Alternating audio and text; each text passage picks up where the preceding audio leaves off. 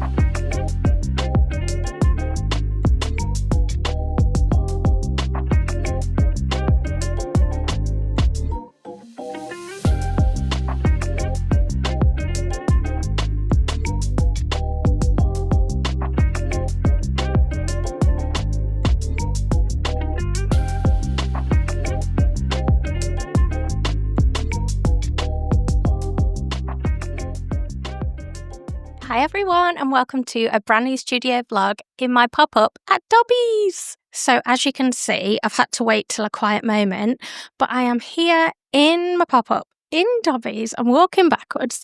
You can see here my stall. I will show you properly in a minute, but I just wanted to say hi because I'm aware I haven't spoken yet in the vlog, so hello. I just wanted to say hi. There's a lot of background noise as well as a lot of copyrighted music, so I'm hoping I can use this and take that off the back as well because it is very noisy. I'm assuming you've seen those clips at the beginning of this video, and that was me scrambling to get ready for this 4-day pop-up in Dobbies, which has been very, very close to my event at Stationery Fest, which I just finished. So if you've seen my last couple of vlogs, you'll have seen me doing my biggest stationery convention and then scrambling in between to get ready for this, and it's finally here. So let me find somewhere to perch you and I'll have a little bit of a chat about how it's going so far. So I'm actually perched behind my stall setup, which I will show you in more detail in a moment, and it is towards the end of day 2. Now, I didn't manage to record the setup of my stall here because when we got here, we could get in at 7:30 and we had until about 9:15 to set up really and get everything cleared before the shop opened at 9, and I was so pushed for time to get it all done. It was such a rush and I was just scrambling. There were things everywhere, so it wouldn't have been very good to watch. I didn't manage to film it. I just needed to retain my sanity and get everything set up ready for the shop opening. And yesterday I just kind of focused on getting myself situated, focusing on chatting to people in the store. Yesterday was actually a busier day, even though it was a Thursday. I thought it would get busier by the day, but Friday has been a bit quieter than Thursday. Yesterday as well, I was just so tired. I had to get up at like 4:45, I think the alarm went off, and I was late getting everything ready the night before, and my energy levels are in the floor. So anyway, this isn't a vlog full of excuses.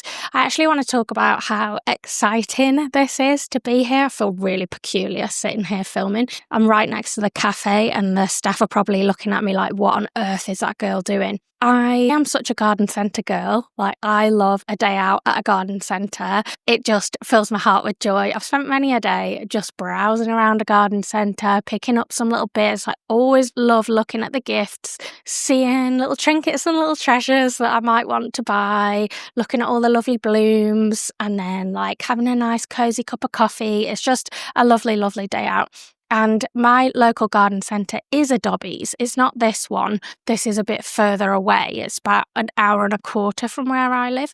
But to have a little sunshine lane spot in a Dobbies is a bit of a pinch me moment, and I do feel really happy about it. And like, no matter how it goes, I just need to take it in and be like, yeah, you did that. You got in the door and you set your stuff up, and people in here have been really lovely. and coming over and chatting to me about my business and what it is, and they've loved the fact that there's a small business set up in here, and the fact that I like to go in and browse the little gifts and the little treasures, and then the fact that people can do that with my things is just really lovely. It's like one of those dream come true moments. So I guess I want to say a big thank you to everyone that's supported me and my small business journey to get me to this point. So big thanks. I'm feeling very, very grateful. So I want to give you a quick look at the space that I've got, and then I will show you lots of little bits in more detail. But this is essentially what we have got. When people walk up this slope to the cafe, they are greeted with my lovely face on a banner, which just feels a little bit unreal, and a little bit about the story of Sunshine Lane and why I create the products I do.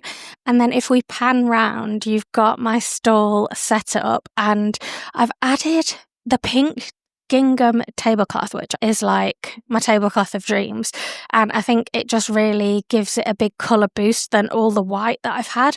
And then here is my setup. I've got obviously not everything with me, but a really nice selection. I've got tote bags on the rail you can browse. I've got 32 of my card designs in the spinner here. I've got a bookshelf filled with all my notepads and journals.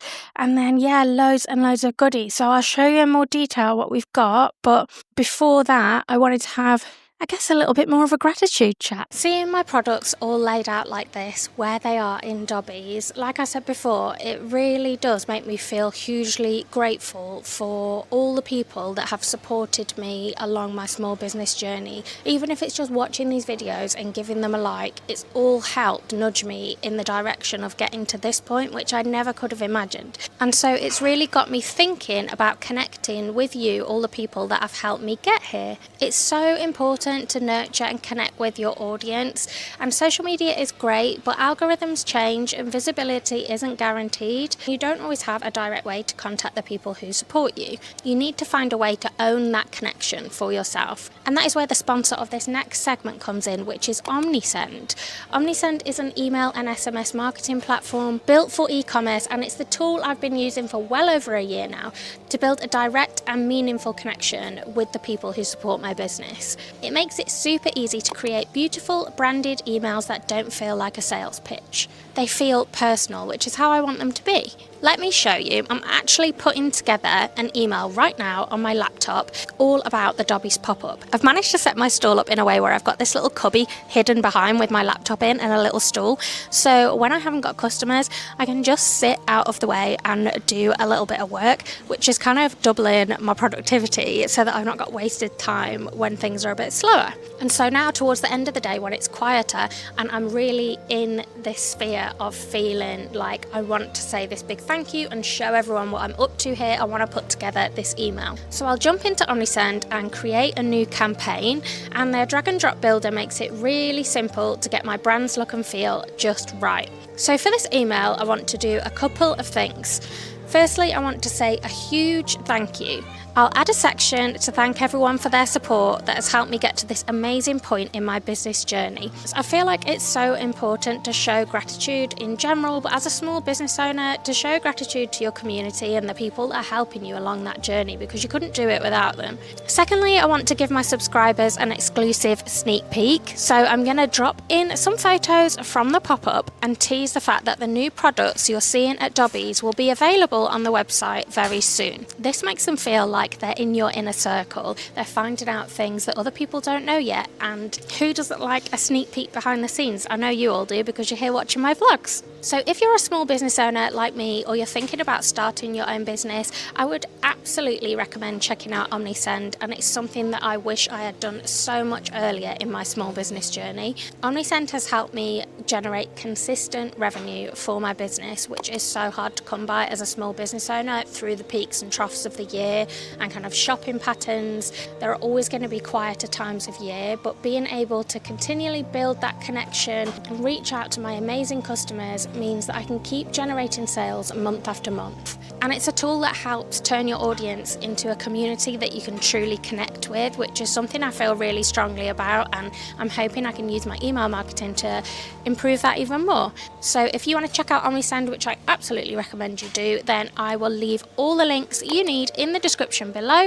You can get started absolutely free. They have a free plan which remains free until you have over 250 subscribers, which is amazing for small businesses. And if you happen to already have over that number, then I also have a discount code in the description below that will get you 30% off your first 3 months. So go check out the link in the description, you will not be disappointed. Now let's get back to me telling you exactly how this pop-up has been going. So what I would love to do is show you some of the things that I have brought with me and some of the new things that will be launching on the shop soon, and just the way that I've set out my stall here, how it ended up. So let me flip you around and show you.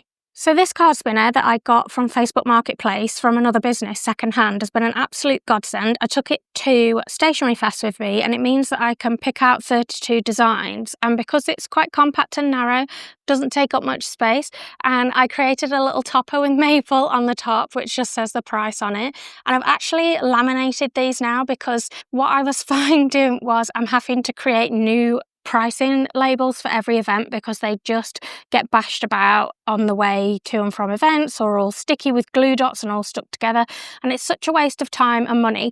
So there I was the night before, laminated everything and cutting around it. Tote bags is always a difficult one because I want to have them out, and that's fine at a trade show where I've got a wall, but what do you do? So this time I brought this rail with me that I have in the studio, and I've put them all kind of facing this way, so people have been browsing through and having a look, which is why they're not as evenly spaced anymore. There we go, have a little tidy up. And then I've got one facing outwards on each end to hopefully catch people's eye. And then what I've done this time, something that I'm super proud of, is I have finally got round to sorting out packaging for my tote bags, and this is how they've turned out. So I've got these belly bands for them, and then they've got like a picture of the design, measurements and things, care instructions on the back, and I think they're super cute. So we've got all the designs here in a little basket people can flip through, but they can also see the folded out versions like hung up here, which has been working well. Then we've got lots of our coasters in here, very similar to how we did it at Stationery Fest. We have got the anxiety toolkit up here, which I've moved to make space for my camera, so we'll put that back. I brought all my pocket hearts and pins on these 2 displays, and then we've got some newness. So I teased this in last week's vlog, and I have got these limited edition mini pouches. How cute are these?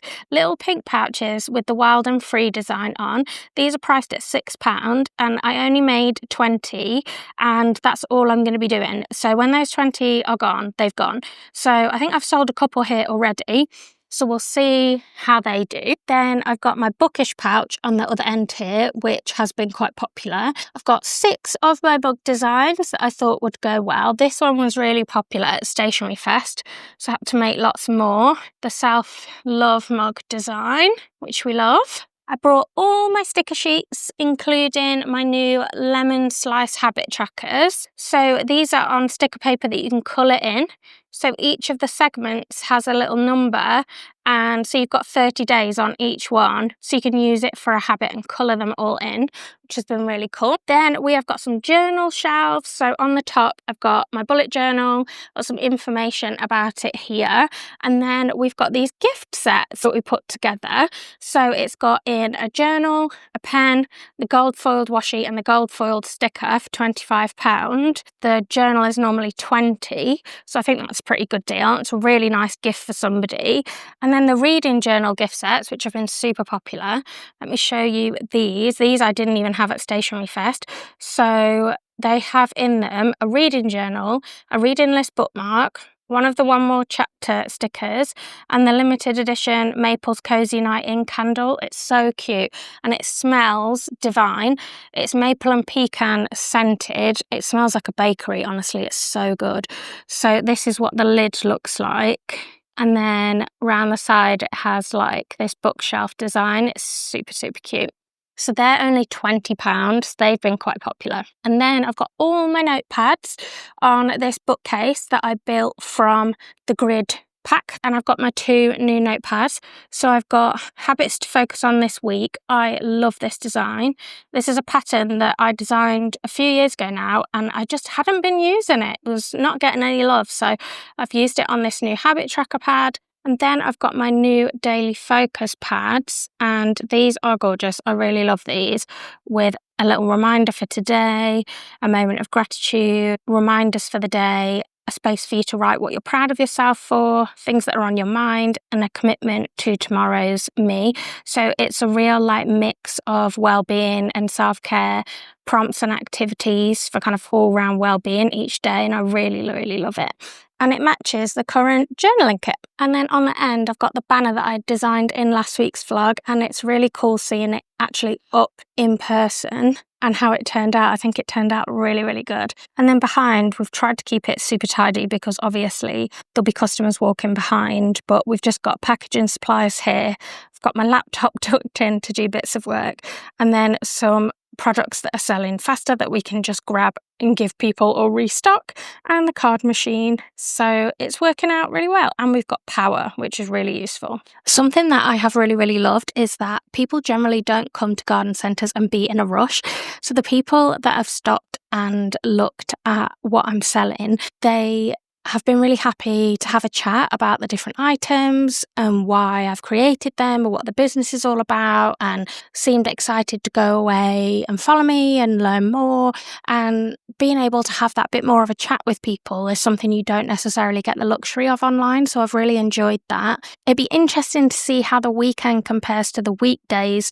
I did think Thursday and Friday, even though it's in the school holidays, would obviously be quieter, so it'd be interesting to see what it's like tomorrow and whether there's a bit more hustle and bustle. But so far sales have been okay, and we'll just see how days 3 and 4 go. I've got the drive home now, and they're shutting down the store currently. I think they've just turned a light off on me. So I am going to tidy everything up, get everything ready for tomorrow, get all my stuff together and drive home, and I will see you back here tomorrow.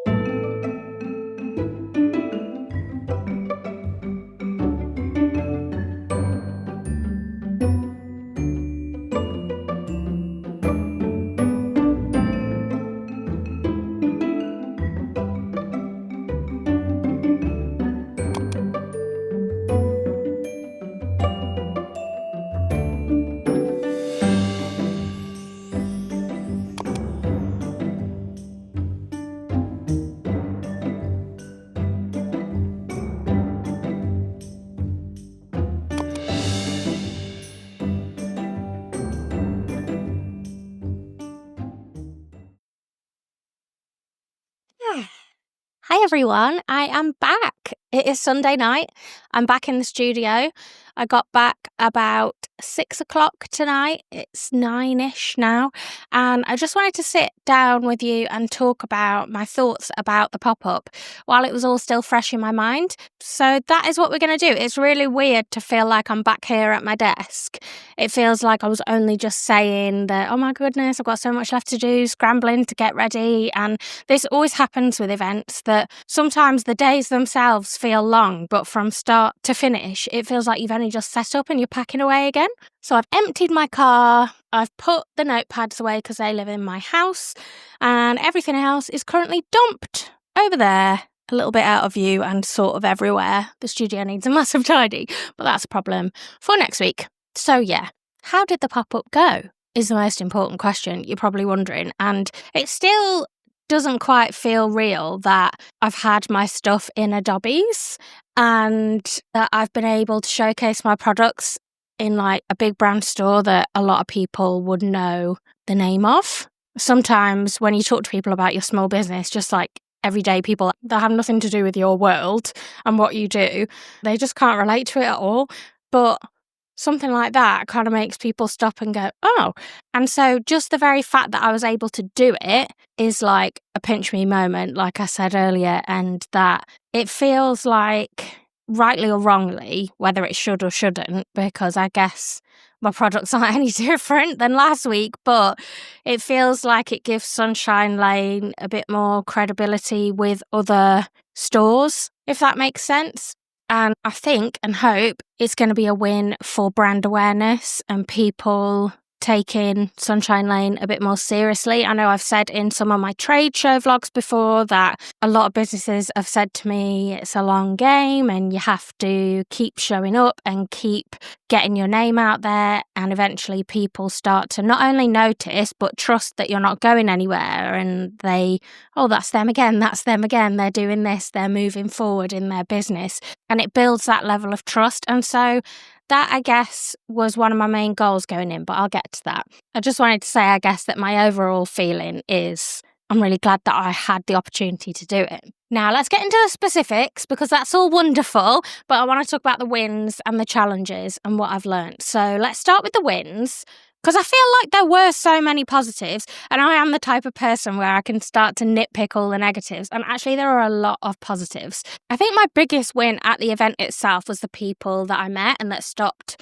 to browse my products and to chat to me. Like I said earlier, I don't think you go to a garden centre to be rushing around, and people in the main were quite willing to stop and talk about Sunshine Lane and what I do and why I do it, and really browse all the products and have a good look around and a rummage. And I had some really lovely conversations, and hearing people's stories and just connecting with people in person is something that I obviously don't get to do selling online, and so that was a really great opportunity. And also just getting that in-person feedback. So whether someone's giving you the feedback directly or not, you can see what people are being drawn towards the most, what people are commenting on or picking up the most.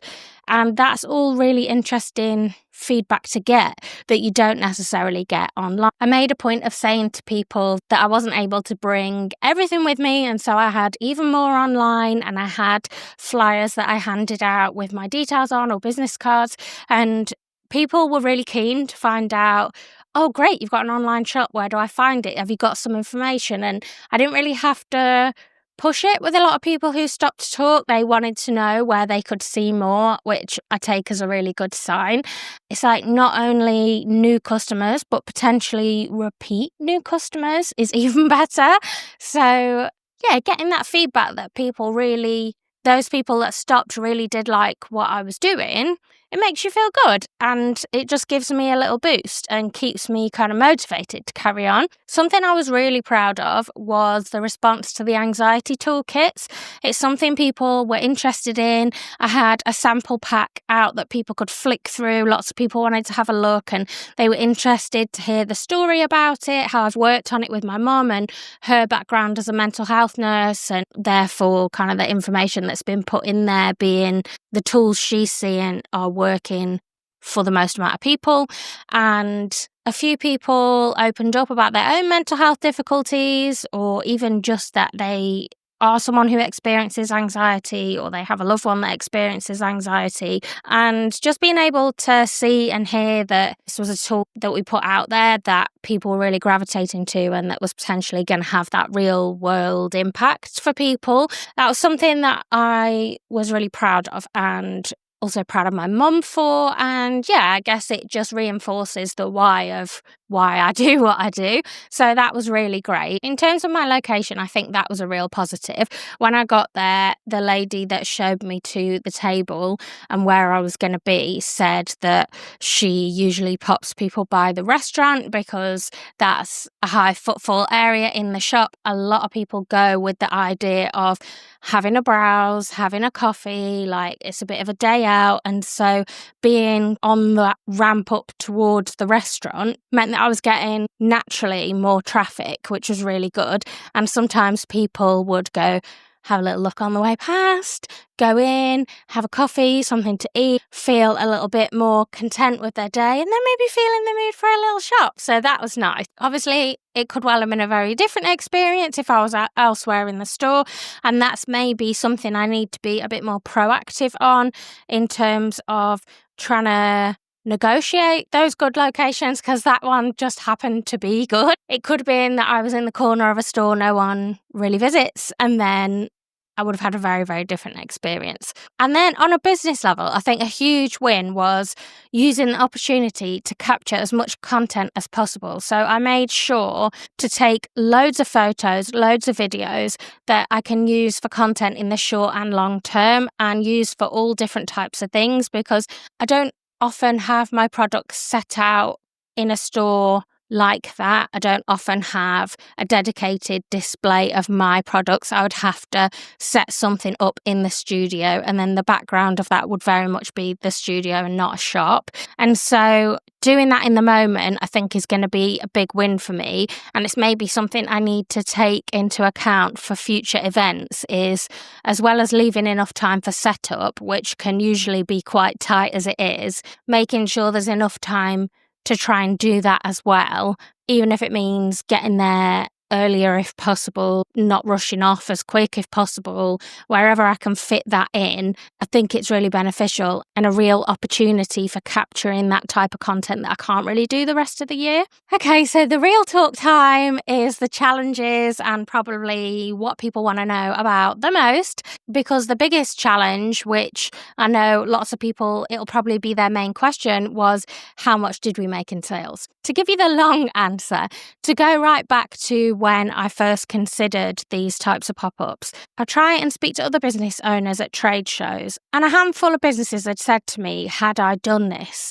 And I'd said, I've seen it, I haven't applied, haven't ever really seriously considered doing it, just thinking, maybe that might be nice one day. And multiple of those businesses said to me, do it. It's a great opportunity, but you need to know that the biggest wins you will get from it are long-term and not the sales you'll make at the event. And so I already had that in my mind, that sales might not be fantastic at the event itself, but just the fact of being able to say you've done this pop-up, and the brand awareness, the organisation that runs the pop-ups sharing about your brand, all of those things can be a real benefit. And a couple of those businesses gave me examples of opportunities they'd been able to get with big brands that started off the back of the pop-ups they'd done, and brands either noticing them or deciding now was the time to start having a more serious conversation with them,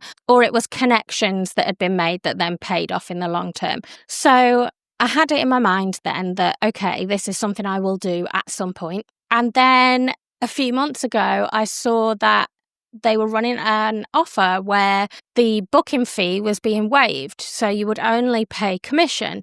So I said, okay, now's the time. Let's jump on this while it's going to be cheaper to do, and go into it with the mindset of this is about brand awareness and long-term opportunities that you might get from it. Make the most of that, and sales you make there are a win, but almost like a secondary metric. Because in reality, doing this pop-up, even with the booking fee, is so small of a fraction of the cost of doing a trade show, for example. And so it's just about thinking about those other avenues to get your brand name out there that's not always a trade show. So that's what I decided to do. I booked in for the 4-day one at Dobbies. You know this, we're at the end of the video. So sales-wise, my expectations were very, very low.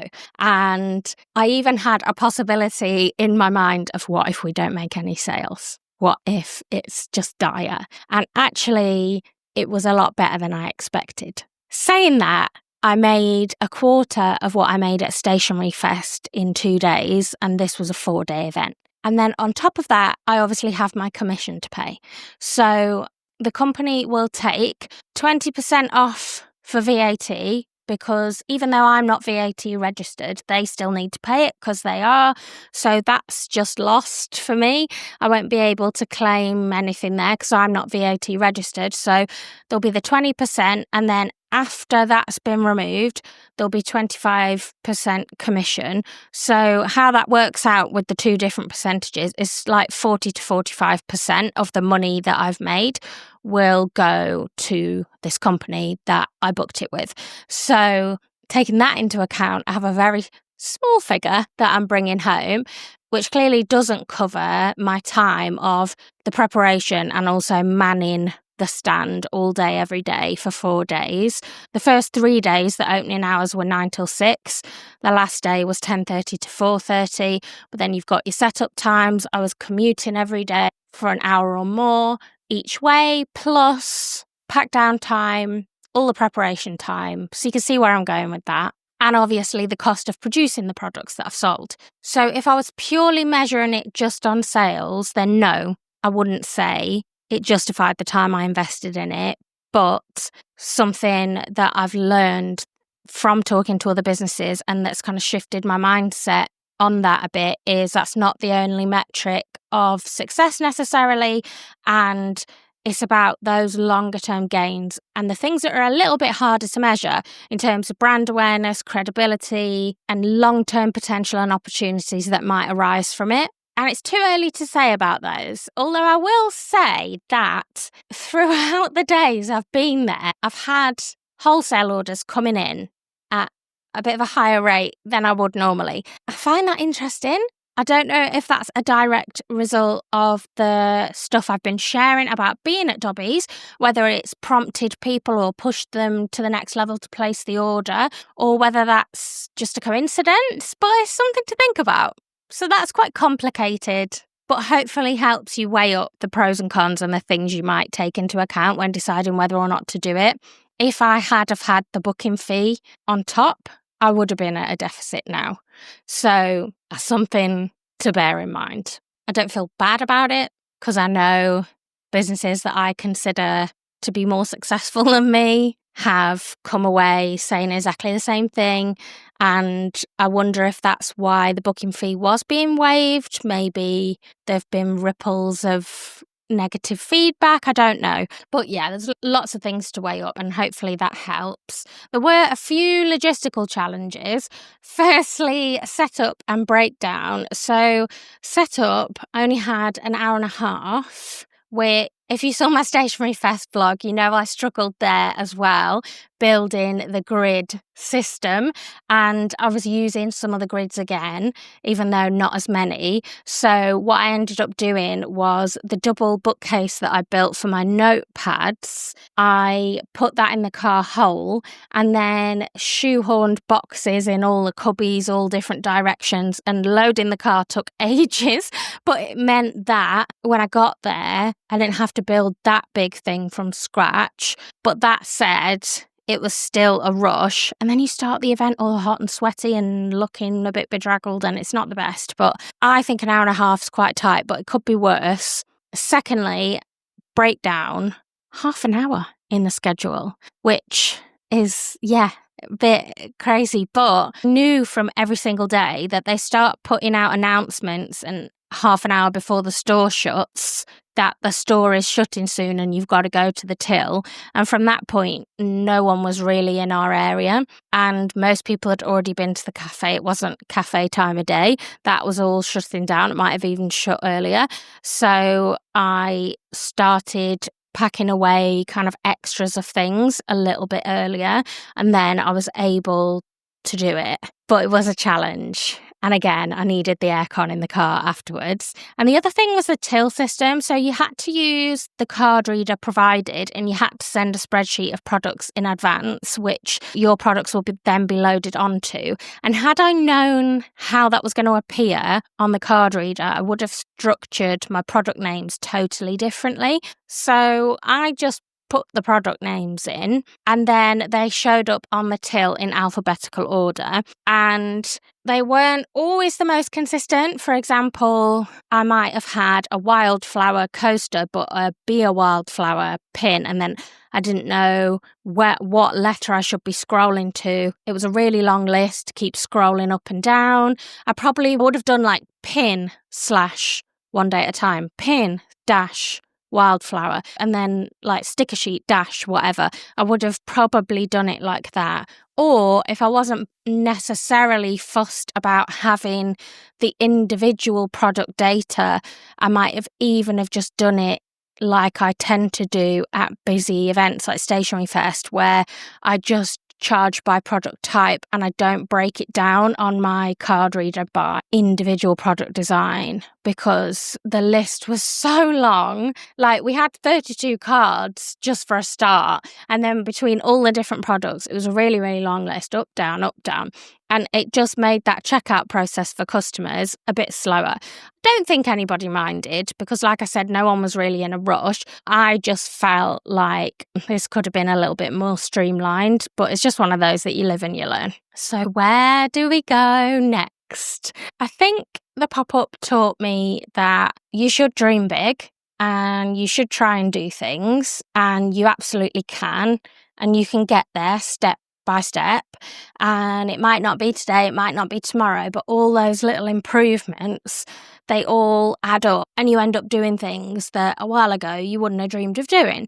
And it made me feel more confident that maybe my products could have a space in a big retail store like Dobbies.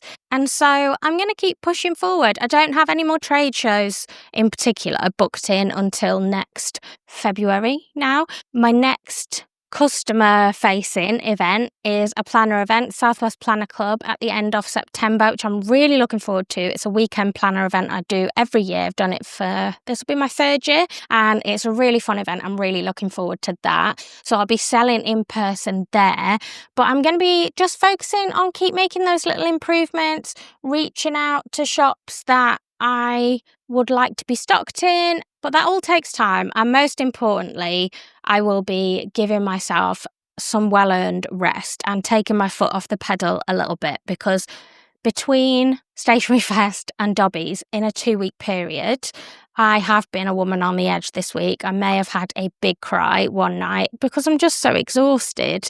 And so I think I'm going to have a bit of a reset week this coming week in terms of trying to get my head around what is outstanding, what needs doing urgently, but also having family time, having rest time, looking after myself, doing the things that I've been neglecting, housework, and making some plans for what's next. So thank you so much for your support. I know there's been a bit of a flurry of what I'm assuming is new viewers since my Stationery Fest vlog. So a big thank you if that's you, and also thank you for my regular viewers for coming back and supporting me on this journey. You're a huge part of it, and I couldn't do it without your support, and I'm just so excited to see what's next. So if you are new and you don't already subscribe to my channel, please consider subscribing, because I do lots of behind the scenes vlogs as well as tips and tricks videos and all kinds of fun stuff, and I would love for you to see more. And please like the video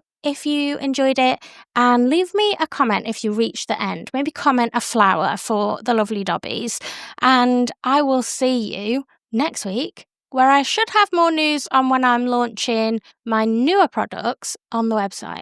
And one final reminder, my upcoming journaling workshop is a free journal with me here on YouTube. Is on Sunday, August the 24th at midday. Grab one of our new journaling kits. I will link it below. It is a daily reminders self-care journaling kit, and I will be using it during the journal with me, and you can grab a kit and join in and journal along with me. So I would love to see some of you there.